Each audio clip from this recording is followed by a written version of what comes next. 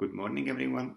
My name is Alessandro Orchini, and today I'd like to discuss with you some of the results of work that I've recently been doing together with Luca Magri from the University of Cambridge, Camillo Silva from TU Munich, Georg Melzer from ETH Zurich, and Jonas Moek from NTNU Trondheim. These findings have recently been published in the Journal of Fluid Mechanics. We have an open access article that I will be linking in the description of this video.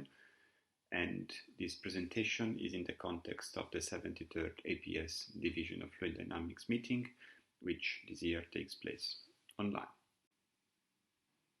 The talk is about the role of exceptional points in the thermoacoustic spectrum, and I'd like to start from the last word, spectrum. By spectrum, we mean the collection of eigenvalues of the operator L in the complex plane. The operator L is linear in the sense that it acts linearly on an eigenvector or eigenfunction P, but may depend non-linearly on the eigenvalue omega, and as well on a set of one or a set of parameters epsilon. We are typically interested in finding the eigenvalues of an operator L, since the eigenvalues determine the stability of the operator, or even better, the stability of the physical system that this operator represents. And by varying one or multiple parameters epsilons, we can determine stability boundaries within which we may, for example, want to operate a machine. Now, although the talk is focused on thermoacoustics, and I'm going to show only thermoacoustics as an application, the operator L on which I'm going to develop the mathematics, it's an extremely general operator. So even if you don't work on thermoacoustics and you're interested in applying these concepts, you can do so. Moving on to thermoacoustics, the operator that you see here is the thermoacoustic operator. It is divided mainly into parts. The first two terms are the Helmholtz operator, which governs the propagation of acoustics into an environment. And the remaining term instead describes the coupling of a flame with the acoustics. I'm going to say a few more words on this on the next slide. The remaining equation are a set of boundary conditions which are applied on the surface of the geometry that we are considering.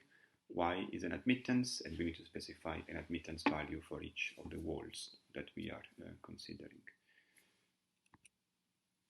For thermoacoustics, the eigenvalue problem is nonlinear, and you can see this nonlinearity in the quadratic term here. Now, this nonlinearity could be lifted by a change of variable, but there is another more subtle nonlinear dependency of the operator on the eigenvalue, which is inside this object called FTF, which is the flame transfer function, and it's how the flame responds to velocity fluctuations. This dependency remains nonlinear and cannot be lifted. It is also known that thermoacoustic eigenvalues are very sensitive to variations in some parameters, and that when tracking their trajectories when varying one or multiple parameters in the complex plane, they follow highly nonlinear trajectories. Regarding the flame transfer function, this is connected to the heat release, the steady heat release that a flame emits.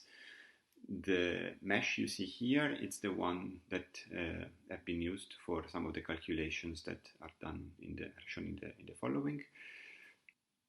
This geometry represents a combustor known as the BRS combustor, and it's found at TU Munich. The heat release is localized in a very small region, which is highlighted in red here, and this is the region in which this flame transfer function term is active. Now, the flame transfer function is a non-dimensional object which relates the fluctuation of heat release to the fluctuations of acoustic velocity at a reference location in comparison to the mean flow velocity and the mean heat release in steady conditions. And there are several models for modeling flame transfer functions. In the following, we are going to use one of the simplest available model called n tau, in which n is gain. It's how much the flame amplifies the acoustics that hit the flame. And tau is a delay which quantifies the time which is needed for acoustic velocity perturbation to generate heat release fluctuations. When studying this geometry on the thermoacoustic operator, we can start by setting the flame interaction index n to 0. And in this case, we are actually studying a purely acoustic system. And since we are modeling no damping mechanisms, the eigenvalues will have 0 growth rate. And I will focus on this eigenvalue, whose mode shape is shown on the right. It's a Helmholtz-like mode, and it has a frequency of about 55 Hertz. Now, if I now slowly switch on the flame by turning on the flame interaction index from 0 to, say, 3, for example, I can track how this eigenvalue changes. And I can see that it remains very close to the marginal stability line, and for large values of the flame interaction index n, it can also become unstable, meaning that the system under these conditions will display instabilities. Now, thermoacoustic eigenvalues that stem from acoustic eigenvalues, in the sense that if I were to switch off the flame, I would converge back towards an acoustic mode, are called of acoustic origin, but these are not all of the thermoacoustic eigenvalues that exist. There exist also eigenvalues of so-called intrinsic origin, which are associated instead with the physics of the flame. I will not go in depth into this, but I will link in the description of this video to another presentation in which this is discussed more in depth by Camilo Silva.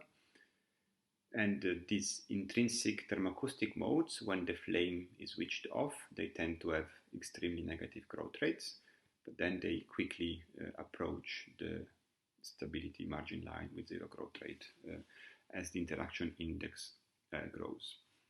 And as you see, the mode shape is in the bottom right here, and whereas the acoustic mode shape was active in a cavity, as it is typical of acoustics, the flame mode shape is active in the region close to the flame, and it actually drops towards 0 in the remaining volumes. Now, if I choose an intermediate value of the interaction index, for example 1.68, I will find an eigenvalue which is placed around here, and the associated mode shape, which is shown here on the right, interestingly has inherited characteristics both from the acoustic mode shape and from the eta mode shape. In particular, the acoustic mode shape was active in the plenum, and so is the thermoacoustic mode shape. But the acoustic mode shape was not showing any significant amplitude close to the flame zone, whereas the thermoacoustic mode shape does, as the eta mode does. And this was one of the questions that we were looking at, when and how much the eigenvectors inherit components from the acoustic or the intrinsic mode shapes.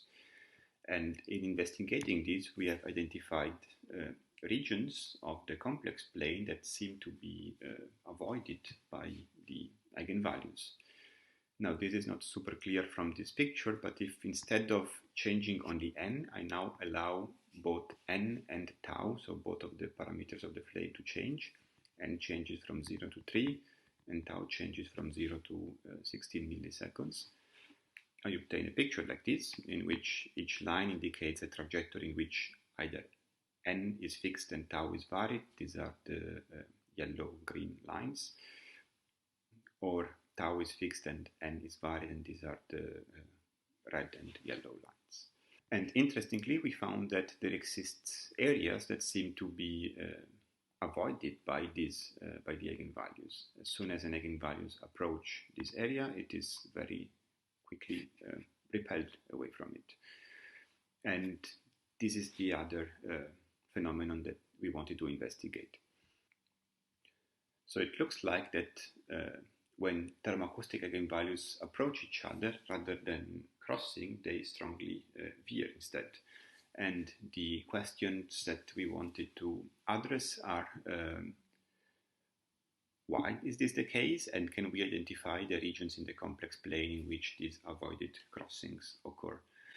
And to do so, we thought of finding ways to approximate the trajectories of the eigenvalues in an explicit way so that we can understand how these trajectories depend on the parameters, and using these then we can identify the regions in which the trajectories of the eigenvalues have a strong curvature.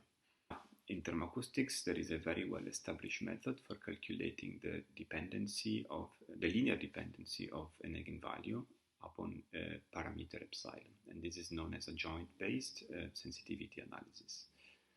Adjoint methods here are needed because the thermoacoustic operator is non-self-adjoint, and together with the direct equations, we also need to solve for the adjoint equations, thermoacoustic equations. Sensitivity instead is simply another word for first order approximation or linear extrapolation. And our idea is that of extending these methods to higher orders, so that instead of having simply a linear approximation for the dependency of the eigenvalue and eigenvector on the parameter epsilon, we make a higher order Pauen series ansatz. And our objective is that of finding the eigenvalue corrections omega n and eigenvector corrections Pn that best approximate the eigenvalue in a neighborhood of a known solution omega naught. Now, this technique is typical of perturbation methods, and combining these with adjoint-based theory, we have devised a scheme that allows us to recursively obtain the expansion coefficients omega n and Pn up to any arbitrary high order.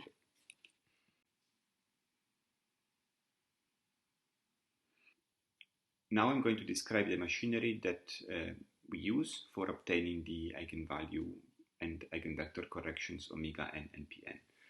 I'm going to explain the key steps, or list the key steps on the left, and show some of the mathematical finenesses on the right. I'm not going to discuss all of them here. I recommend you to have a look at the paper if you're interested into these. The starting point is that of having a baseline eigenvalue solution, and our theory works for any eigenvalue which is semi-simple.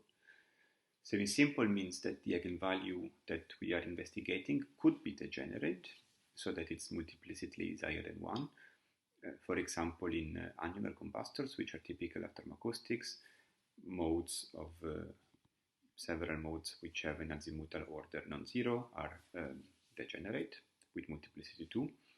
Semi-simple has a further constraint, which is that the geometric multiplicity, which is the number of linearly independent eigenvectors associated with the degenerate eigenvalue, must equal the algebraic multiplicity. So in the case of twofold degeneracy, as happens in thermoacoustics, one must have two linearly independent eigenvectors, which one can think of as a sine wave and a cosine wave. We then introduce the perturbation theory step, and we make a power series ansatz for the dependency of the eigenvalue and eigenvector on the parameter. We plug this inside the operator, and we Taylor expand. This, by collecting the equations by their epsilon orders, this gives rise to a series of linear and non-homogeneous equations that we need to solve in ascending order. These equations can always be written in this form, and it's important to notice that the operator L is not invertible, and that's because it has a non-zero null space, since we have started from the assumption that this operator defines an eigenvalue omega naught. This means that the equation is not necessarily solvable, but we need to impose some conditions on the right-hand side. And luckily we have one degree of freedom, which is omega n, I, where n indicates the perturbation order and I indicates the level of degeneracy of this eigenvalue. And by finding an equations for omega and I, we can then guarantee that this equation is solvable and we can find P. And this is where adjoint methods now step in. We exploit something known as the Fredholm alternative, which guarantees that the equations, the non-homogeneous equations, are solvable by projecting their right-hand side onto a complete basis that spans the adjoint operator, which I'm indicating with P naught dagger. And by solving these equations, we can find omega, the omega and i's that we were looking for. And lastly, we can use these omega and i's to also find the eigenvector corrections P and I.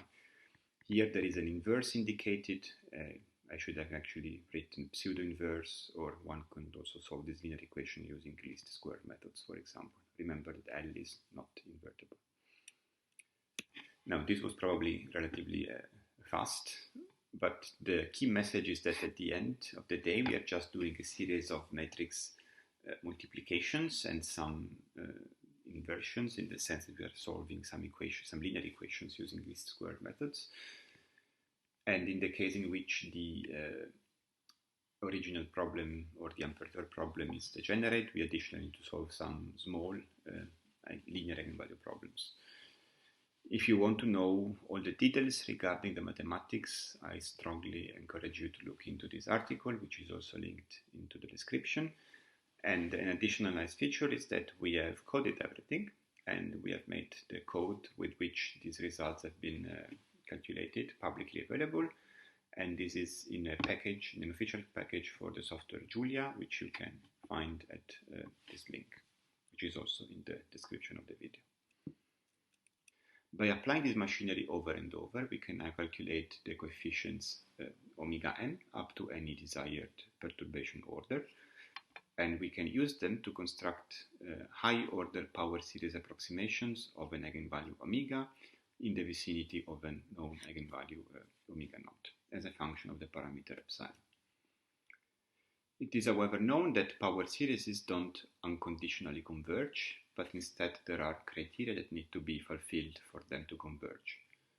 One of the simplest criteria is based on the ratio of subsequent terms in the series, and using it on the power series that we have constructed, we find that in the limit for which n becomes extremely large, there is a maximum value of epsilon within which the power series will converge. Now, this could potentially be infinite, but in the general case, this number will remain finite, and therefore our power series will be valid only inside a certain disk. It is also known from perturbation theory or mathematical physics the reason for which these power series start diverging. And that's because if we now move in parameter space, so now on the axis I have the real and imaginary part of the perturbation parameter, which is the flame interaction index n, and I draw a circle which has its center in the unperturbed point or the expansion point, and as a radius the convergence radius. Somewhere along this circle there exists a parameter epsilon, which may be complex valued, at which the equations become singular, and they are not anymore expandable in terms of a power series and power series approximation.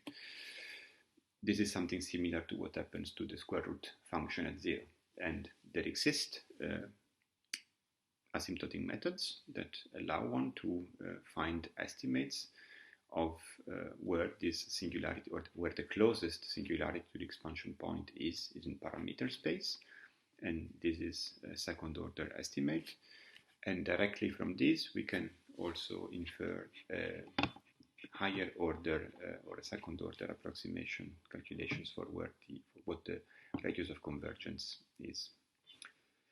These expressions are both valid, or they are asymptotically valid, in the sense that the larger is the expansion order j, the more accurate the results will be. We now want to apply these asymptotic expressions, and more in general the high order adjoint based perturbation theory, to the thermoacoustic eigenvalue problem that we started from, to try to understand mode veering.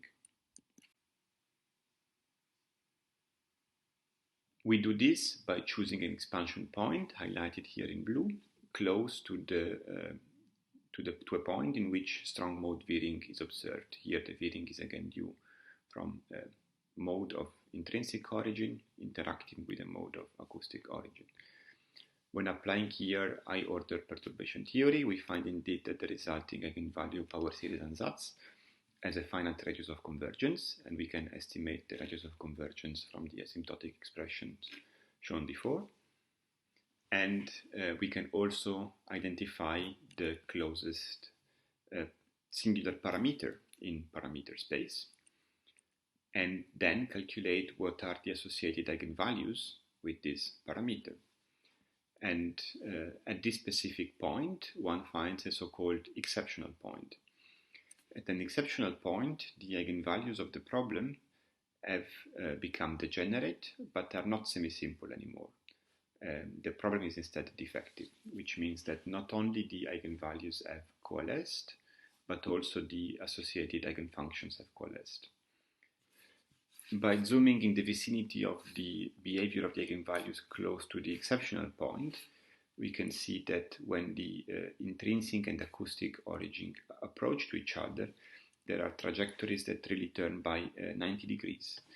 And this is a universal feature of exceptional points. And it is this discontinuity into the trajectories, which is not representable in the power series ansatz, that breaks out our approximation and makes so that our method has a finite radius of convergence. The example shown so far was on a non-degenerate eigenvalue, and this was done to simplify the analysis as much as possible. But as we mentioned before, the theory that we have developed is actually applicable to any semi-simple degenerate eigenvalue. And in thermoacoustics, actually, eigenvalues tend to be degenerate because of symmetries into the geometries that we investigate. This sketch, for example, indicates or represents a top view of a can annular combustor in which we have 16 cans. In each can there is a flame, and we may decide to perturb only some of these flames, not all of them. We have to agree then on a perturbation pattern that could preserve all or some of the symmetries of the system, or could break all the symmetries of the systems, as in this case.